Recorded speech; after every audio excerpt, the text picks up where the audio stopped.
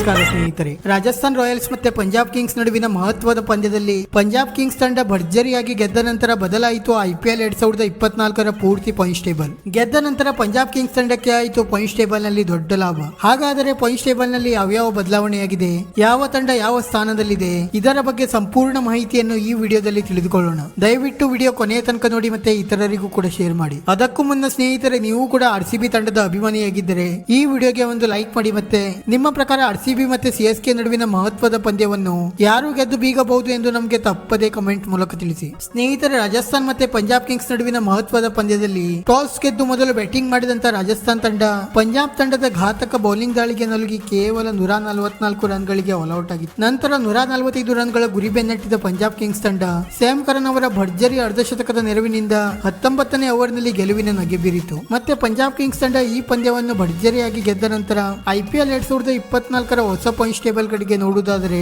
ಸದ್ಯ KKR ತಂಡ 13 ಪಂದ್ಯವನ್ನು ಆಡಿ 9ರಲ್ಲಿ ಗೆದ್ದು ಮತ್ತೆ 3ರಲ್ಲಿ ಸೋತು 19 ಅಂಕದೊಂದಿಗೆ ಈಗಾಗಲೇ ಕ್ವಾಲಿಫೈಯರ್ ಹಂತಕ್ಕೆ ಪ್ರವೇಶ ಪಡೆದಿದ್ದರೆ, ರಾಜಸ್ಥಾನ್ ತಂಡವು ಕೂಡ 13 ಪಂದ್ಯವನ್ನು ಆಡಿ 8ರಲ್ಲಿ ಗೆದ್ದು ಮತ್ತೆ 5ರಲ್ಲಿ ಸೋತು 16 ಅಂಕದೊಂದಿಗೆ ಕ್ವಾಲಿಫೈಯರ್ ಹಂತಕ್ಕೆ ಪ್ರವೇಶ ಪಡೆದಿದೆ. ಮತ್ತೆ CSK ತಂಡ 13 ಪಂದ್ಯವನ್ನು ಆಡಿ 7ರಲ್ಲಿ ಗೆದ್ದು ಮತ್ತೆ 6ರಲ್ಲಿ ಸೋತು 14 ಅಂಕದೊಂದಿಗೆ 3ನೇ ಸ್ಥಾನದಲ್ಲಿದ್ದರೆ, SRH ತಂಡ 12 ಪಂದ್ಯವನ್ನು ಆಡಿ 7ರಲ್ಲಿ ಗೆದ್ದು ಮತ್ತೆ 5ರಲ್ಲಿ ಸೋತು 14 ಅಂಕದೊಂದಿಗೆ 4ನೇ ಸ್ಥಾನದಲ್ಲಿದೆ. ಮತ್ತೆ ಡೆಲ್ಲಿ ತಂಡ 14 ಪಂದ್ಯವನ್ನು ಆಡಿ 7ರಲ್ಲಿ ಗೆದ್ದು ಮತ್ತೆ 7ರಲ್ಲಿ ಸೋತು 14 ಅಂಕದೊಂದಿಗೆ 5ನೇ ಸ್ಥಾನದಲ್ಲಿದ್ದರೆ, RCB ತಂಡ 13 ಪಂದ್ಯವನ್ನು ಆಡಿ 6ರಲ್ಲಿ ಗೆದ್ದು ಮತ್ತೆ 7ರಲ್ಲಿ ಸೋತು 12 ಅಂಕದೊಂದಿಗೆ 6ನೇ ಸ್ಥಾನದಲ್ಲಿದೆ. RCB ತಂಡಕ್ಕೆ ಪ್ಲೇ ಆಫ್ ಹಂತಕ್ಕೆ ಪ್ರವೇಶ ಪಡೆಯಬೇಕಾದರೆ ಉಳಿದ CSK ವಿರುದ್ಧದ ಕೊನೆಯ ಪಂದ್ಯವನ್ನು 18 ರನ್ಗಳ ಅಂತರದಿಂದ ಅಥವಾ 18.1 ಓವರ್ನ ಒಳಗಡೆ ಚೇಂಜ್ ಮಾಡಿ ಗೆಲ್ಲಬೇಕು. ಹೀಗಾದರೆ RCB ತಂಡ ನೇರವಾಗಿ ಕ್ವಾಲಿಫೈಯರ್ ಹಂತಕ್ಕೆ ಪ್ರವೇಶ ಪಡೆಯಬಹುದು. ನಂತರ LSG ತಂಡ 13 ಪಂದ್ಯವನ್ನು ಆಡಿ 6ರಲ್ಲಿ ಗೆದ್ದು ಮತ್ತೆ 7ರಲ್ಲಿ ಸೋತು 12 ಅಂಕದೊಂದಿಗೆ 7ನೇ ಸ್ಥಾನದಲ್ಲಿದ್ದರೆ,